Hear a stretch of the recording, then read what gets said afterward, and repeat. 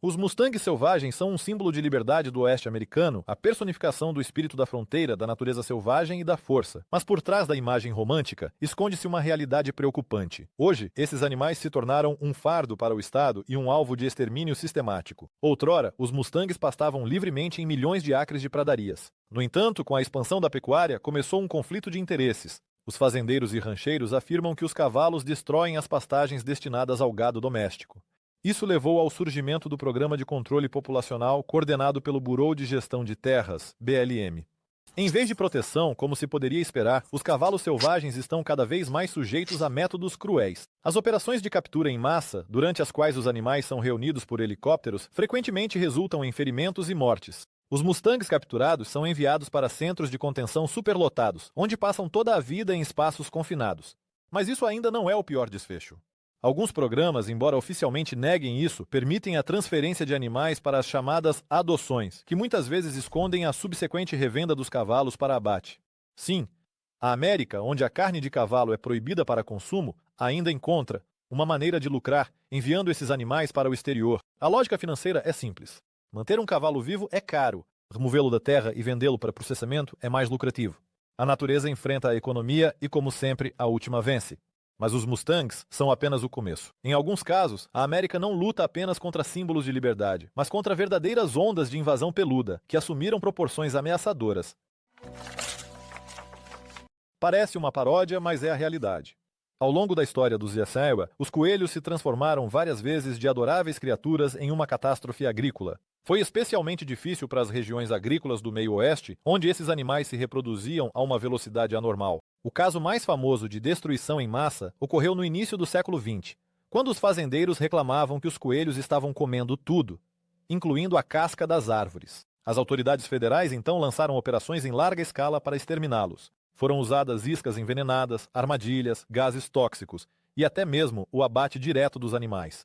Em alguns condados, foram organizados genocídios de coelhos, onde dezenas de milhares de indivíduos eram mortos em um único dia. Mais tarde, no final do século XX, um aumento populacional se repetiu em alguns estados, incluindo Nevada e Colorado. Os moradores locais novamente viram seus jardins e fazendas se transformarem em desertos literalmente em uma semana. Os coelhos, com sua fenomenal velocidade de reprodução, tornaram-se o inimigo número 1. E desta vez, métodos biológicos foram utilizados. Indivíduos infectados com vírus eram liberados na natureza para reduzir a população. Foi uma guerra sem piedade. As autoridades locais até distribuíam prêmios pelas cabeças dos coelhos. Apesar dos olhares tristes e das orelhas peludas, essas criaturas se tornaram caras demais para serem mantidas vivas, especialmente considerando o dano causado ao ecossistema e ao trabalho dos agricultores. Mas se os coelhos de alguma forma se encaixavam no mundo humano, o próximo protagonista é um destruidor de infraestrutura, inimigo dos canais e das barragens. Ele nunca buscou conflito, mas seus instintos o tornaram um vizinho indesejado em um abismo inato. Engenheiros, eles constroem barragens, criam represas e alteram a paisagem. Melhor do que qualquer ser humano. Mas o que na natureza pode parecer um milagre, no ambiente urbano se torna uma ameaça. Em todo o território do Sequoia, especialmente nos estados do norte e leste, os castores começaram a se estabelecer ativamente perto de cidades e fazendas. Suas barragens interrompem o fluxo de água, inundam estradas, campos e até áreas residenciais. De acordo com estimativas de especialistas, o dano anual causado pelas barragens de castores é calculado em milhões de dólares. Os municípios locais não ficaram tolerando por muito tempo. Começou uma luta oculta, mas ativa. Os animais são capturados, relocados ou exterminados. Em vários estados, é usada uma armadilha mortal disfarçada de armadilha inofensiva. E em outros, os castores são simplesmente abatidos à noite sem alarde. Às vezes, vai ainda mais longe. Algumas regiões utilizam sistemas de desvio de água que perturbam o trabalho dos castores, forçando-os a deixar o território. Mas a natureza segue seu curso. E os animais retornam, criando um ciclo interminável de destruição e confronto. O confronto entre o homem e a natureza raramente termina com a vitória da última, especialmente quando estão em jogo dinheiro, infraestrutura e pontos políticos. E, no entanto, a história mostra que às vezes o animal pode se tornar vítima sem culpa própria, especialmente se for acusado de crimes que nem sequer cometeu, como, por exemplo, aqueles que um dia foram chamados de renas voadoras. Quando se pensa em ameaça à segurança nacional, dificilmente vem à mente os veados, mas nos EUA, especialmente nos estados de Montana, Texas e Alasca, foram eles que se tornaram alvo de uma caça em grande escala. E não uma caça qualquer, mas aérea, de helicópteros. Snipers abrem fogo contra alvos que se movem através da floresta e do campo. Isso não é uma cena de filme. é a realidade do chamado Programa de Controle Populacional. O argumento é simples. Os veados causam acidentes de carro, destroem culturas agrícolas e transmitem doenças perigosas para o gado. Mas por trás desses argumentos também estão interesses financeiros. Algumas associações de caça fazem lobby por leis que permitem reduzir a população em certas áreas para aumentar a demanda por licenças pagas para a caça. Assim, o extermínio em massa de animais selvagens torna-se parte da indústria. A prática de abate no inverno, quando os animais estão mais vulneráveis e têm dificuldade em se mover na neve, parece especialmente cruel.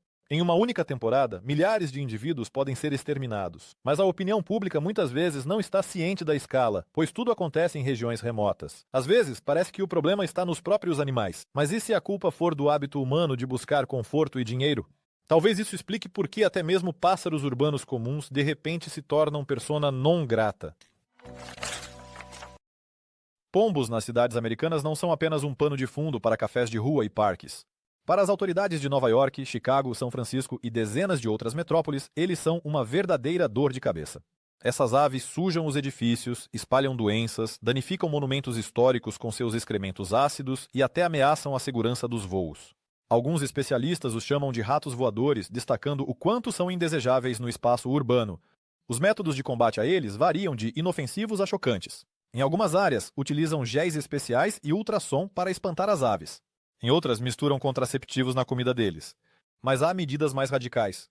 Captura, abate e até envenenamento, apesar dos protestos dos defensores dos animais. Milhões de dólares são gastos anualmente com pombos. No entanto, ninguém quer admitir que seria mais barato simplesmente eliminar o máximo de indivíduos possível e encerrar o assunto. Mas com os pombos é mais fácil. Eles são pequenos e relativamente inofensivos, mas quando o problema atinge 20 pés de comprimento e pesa mais de 200 libras, começa o verdadeiro caos. Foi exatamente isso que aconteceu nos pântanos da Flórida. No coração do Parque Nacional Everglades, desenrola-se um verdadeiro drama biológico. Aqui, entre os pântanos e os manguezais, não são os animais nativos que dominam, mas sim os invasores, pitons. Pitons birmaneses, cobras exóticas com até 20 pés de comprimento, invadiram uma vasta área e estão destruindo tudo o que encontram pelo caminho. Um dia, eles foram animais de estimação da moda. Mas assim que os donos perceberam que manter um animal de estimação assim em casa era um prazer, duvidoso começaram a soltar as cobras na natureza. E assim começou essa catástrofe ecológica. Hoje, os pitons nos Everglades são dezenas de milhares. Eles devoram tudo, desde pássaros até jacarés. Pesquisas mostram que, em algumas áreas, a população de mamíferos pequenos e médios diminuiu em 90%. Isso causou mudanças colossais no ecossistema e levou à caça oficial. A Flórida paga caçadores por cada piton morto. Alguns transformam isso em um negócio. Há até campeonatos de captura e eliminação de cobras, onde os vencedores recebem prêmios em dinheiro consideráveis. Um piton vivo não é mais um valor, é uma ameaça, mas o mais assustador é que as cobras começaram a migrar. Cientistas já registram casos de aparecimento de pitons em estados vizinhos. A ameaça está se espalhando e os métodos de combate estão se tornando cada vez mais rigorosos. No entanto, em outras áreas da América, a batalha não é contra animais selvagens, mas contra aqueles que um dia foram amados, acariciados e fotografados no Instagram. Mas agora até eles estão sob suspeita. Gatos domésticos, aparentemente os animais mais inofensivos e amados. Mas em muitas regiões do Zé Aliqua, eles se tornaram alvos de críticas severas, especialmente quando se trata dos chamados gatos livres ou selvagens, que vivem nas ruas e nos subúrbios. De acordo com pesquisas, esses gatos matam bilhões de pássaros e pequenos animais. Anualmente. Em estados específicos como Havaí e Flórida, os gatos são considerados uma ameaça para espécies raras. Os ecologistas estão soando o alarme, pois os gatos estão deslocando a fauna local, destruindo cadeias alimentares. A resposta das autoridades foi contundente. Em algumas áreas, é proibido soltar gatos na rua sem coleira. Em outras, há um programa de captura e eutanásia. Os abrigos estão sobrecarregados e as organizações de caridade são forçadas a escolher quem salvar e quem não. As colônias de gatos selvagens que habitam florestas e parques provocam uma fúria especial. Eles são capturados, esterilizados e, às vezes, simplesmente eliminados. A razão é uma só. Eles são mais valorizados mortos, mais barato do que vivos, especialmente quando se trata de salvar ecossistemas. Alguns defensores dos direitos dos animais já chamam o que está acontecendo de genocídio silencioso.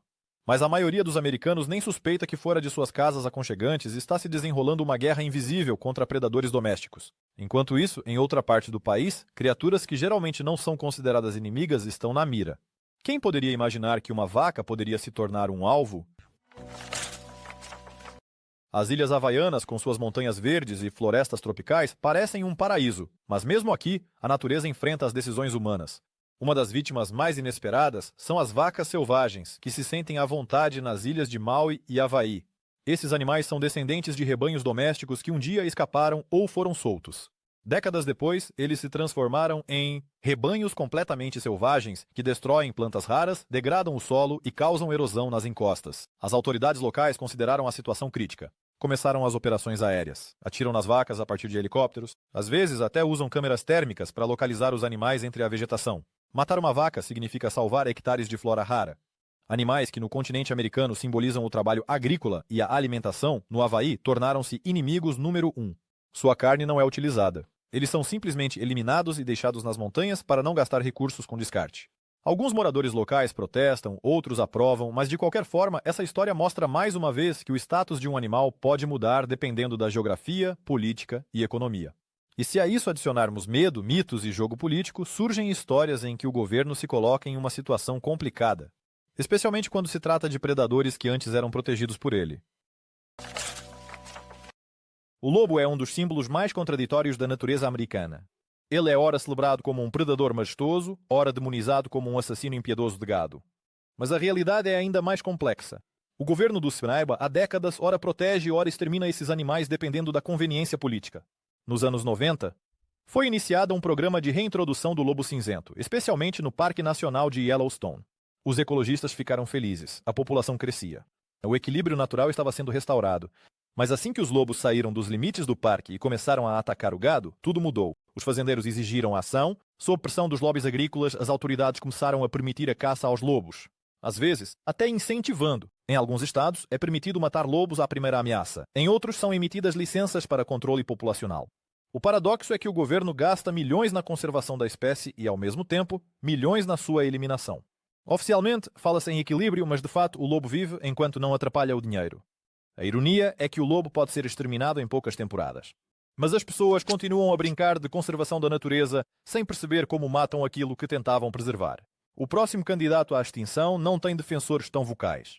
Ele simplesmente é demais e muito inconveniente, mesmo que, em algum momento, ele tenha sido o amigo mais leal. A América é um país de cães. Aqui gastam-se bilhões de dólares com eles, compram-se roupas, celebram-se aniversários. Mas, paralelamente, existe um outro lado, sombrio. Milhares de cães são sacrificados anualmente em abrigos por todo o país. Não porque estão doentes, mas porque são excedentes. Certas raças enfrentam dificuldades especialmente pesadas. Pitbulls, Rottweilers, Staffordshire Terriers. Eles são considerados potencialmente perigosos e quase sempre são os primeiros na lista para a eutanásia. Em alguns abrigos, eles nem são colocados para adoção, mas enviados diretamente para a eutanásia. Mas por quê? Porque manter um cão custa dinheiro. Ração, veterinária, cuidados. E se o animal é complicado, velho, doente ou pouco atraente, ele não tem chances. Além disso, em alguns distritos há uma regulamentação. Se o cão não for adotado dentro de um determinado período, ele está sujeito à eutanásia. E ninguém se importa. Alguns abrigos até recebem financiamento por reduzir o número de animais. Quanto menos cães, melhor a estatística, maior a chance de obter subsídios. É uma aritmética cruel. E todos os dias ela tira centenas de vidas. No ZEUA é comum amar cães, mas apenas enquanto eles são jovens, bonitos e não causam problemas. O que acontece quando o animal causa problemas, mas sua eliminação pode violar as leis da natureza? É então que entra em cena um experimento científico que há muito saiu de controlo. À primeira vista, o sapo é uma das criaturas mais inofensivas. Mas quando seus corpos começam a se cobrir de tumores, a crescer membros adicionais e o comportamento se torna agressivo, isso já é um sinal alarmante. Esses anfíbios mutantes começaram a aparecer em lagos e riachos por todo o território do ZEUARA, especialmente em Minnesota, Michigan e Vermont. Os cientistas descobriram que a causa das mutações eram produtos químicos, pesticidas e resíduos hormonais despejados nos corpos d'água. Alguns deles imitam o estrogênio e interferem no desenvolvimento do organismo. Acontece que as próprias pessoas se tornaram a causa do surgimento de gerações de anomalias, de rãs. Mas o que o governo está fazendo? Em vez de resolver a raiz do problema, a poluição ambiental, começaram a tomar medidas para eliminar as consequências. As rãs mutantes se tornaram alvos de captura, destruição e experimentos laboratoriais. Elas são coletadas, adormecidas, dissecadas, tudo em nome da ciência e da segurança ambiental. A sociedade não reage, afinal, são apenas rãs, e em comparação, há histórias muito mais estranhas e até secretas se desenrolando. Especialmente quando o Pentágono se envolve. Os corvos são uma das aves mais inteligentes do planeta. Eles memorizam rostos, reconhecem a linguagem corporal e até conseguem transmitir informações uns aos outros. Em algum momento, os militares se interessaram por essa qualidade, segundo rumores, no início dos anos 2000. O Pentágono iniciou um experimento para treinar corvos para reconhecimento. As aves eram treinadas para encontrar objetos específicos, reconhecer sons e retornar ao ponto de partida. O projeto não foi oficialmente confirmado, mas menções a ele vazaram através de documentos internos e fugas de informação. O que deu errado? Desconhecido. No entanto, alguns anos depois, em vários estados, começou a ser registrado um comportamento incomum. Corvo, agressividade, ataques a pessoas, atração por tecnologia e edifícios. Em alguns lugares, começaram a abater as aves, alegando ameaça à segurança. Talvez o programa tenha saído de controle ou simplesmente os corvos se tornaram inteligentes demais para os humanos. De qualquer forma, a solução acabou sendo padrão. Se não pode controlar, destrua. Mas mesmo essas histórias estranhas empalidecem diante de como a América lida com aqueles que, há 100 anos, exaltava e salvava da extinção. Houve um tempo em que os bisões pastavam por todo o território da América do Norte. Eram milhões, mas no final do século XIX eles foram quase completamente exterminados. No século XX, o governo dos Iceraísua lançou um programa abrangente para a recuperação da população e os bisões voltaram a fazer parte do patrimônio nacional. No entanto, décadas depois, tudo mudou. Nos parques nacionais, eles se tornaram numerosos demais. Eles começaram a sair das áreas protegidas, destruir cercas, ameaçar os fazendeiros e transmitir doenças perigosas, especialmente a brucelose, um vírus mortal para o gado. As associações de fazendeiros soaram o alarme novamente. E as caçadas começaram novamente. Às vezes, oficialmente, às vezes discretamente. Com o apoio das autoridades locais, os bisões, que até recentemente eram salvos por todo o país, agora estão novamente ameaçados. Só que desta vez com um aceno de aprovação da burocracia. O mais paradoxal é que a carne e as peles desses animais muitas vezes são colocadas à venda. Assim eles ganham dinheiro matando um símbolo nacional. Dinheiro. E tudo estaria bem se não fosse por mas. A luta contra os bisões ainda não acabou. Nas profundezas das águas da América do Norte, uma outra ameaça está se formando que literalmente ameaça morder todos que a subestimarem. Os peixes invasores são um dos inimigos mais discretos, mais perigosos da natureza americana. Especialmente a carpa asiática, introduzida há décadas para limpar os canais de algas.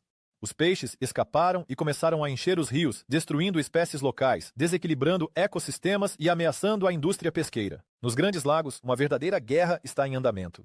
Barreiras elétricas, redes, captura com drones, tudo para impedir que a carpa entre nos lagos, onde pode destruir cadeias alimentares inteiras. O governo até paga pescadores por cada carpa capturada.